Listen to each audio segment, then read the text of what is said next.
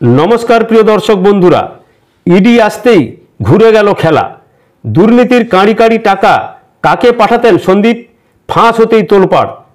आरजीकर हस्पिटालेर प्राक्तन अध्यक्ष सन्दीप घोषेर बिरुद्धे भूरि भूरि दुर्नीतिर अभियोग उठेছে।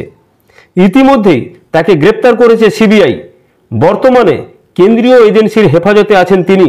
এর মাঝেই ফাঁস হলো চাঞ্চল্যকর তথ্য।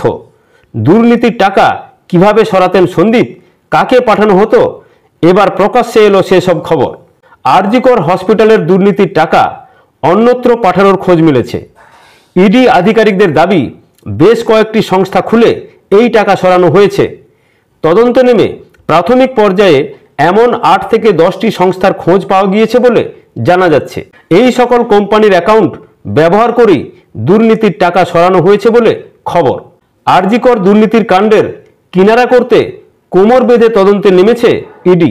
সন্দীপ ঘনিষ্ঠ এবং নিকট আত্মীয়দের নামে এই সকল সংস্থাগুলি খোলা হয়েছে বলে দাবি কেন্দ্রীয় তদন্তকারী সংস্থার।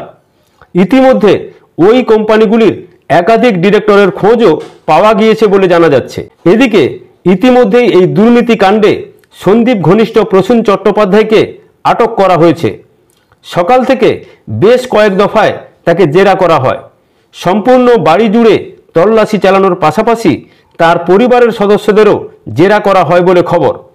একই সঙ্গে হানা দেওয়া হয় আরজিকরের প্রাক্তন অধ্যক্ষের শ্বশুরবাড়িতেও। গত শুক্রবারই সন্দীপের শ্বশুরবাড়িতে হানা দেয় ইডি।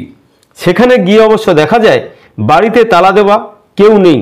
স্থানীয় সূত্রে খবর, বিগত 5-6 বছর ধরে এখানে কেউ থাকে না। অধিকাংশ সময় বাড়ি তালা বন্ধই থাকে। আরজিকরের প্রাক্তন অধ্যক্ষের শ্বশুরমশাইয়ের নাম রামকৃষ্ণ দাস। তবে এখন তারা হুগলির পাদরিপাড়ার বিবেকানন্দ সরণির বাড়িতে থাকেন না বলে খবর। এদিকে কেন্দ্রীয় বাহিনীর জওয়ানদের নিয়ে সন্দীপের শ্বশুরবাড়িতে হানা দিলেও খালি হাতে ফিরতে হয় ইডি আধিকারিকদের। এরপর বৈদ্যবাটিতে কুণাল রায়ের বাড়িতে হানা দেয় তদন্তকারীরা। সেখানে গিয়ে চালানো হয় তল্লাশি। জানা যাচ্ছে সেখানে বহুক্ষণ ধরে চিরুনি তল্লাশি চালিয়েছে কেন্দ্রীয় এজেন্সির আধিকারিকেরা। খবরের সঙ্গে থাকবেন, ভালো থাকবেন। ভালো লাগলে চ্যানেলটিকে লাইক, সাবস্ক্রাইব, কমেন্ট করবেন। ধন্যবাদ, নমস্কার।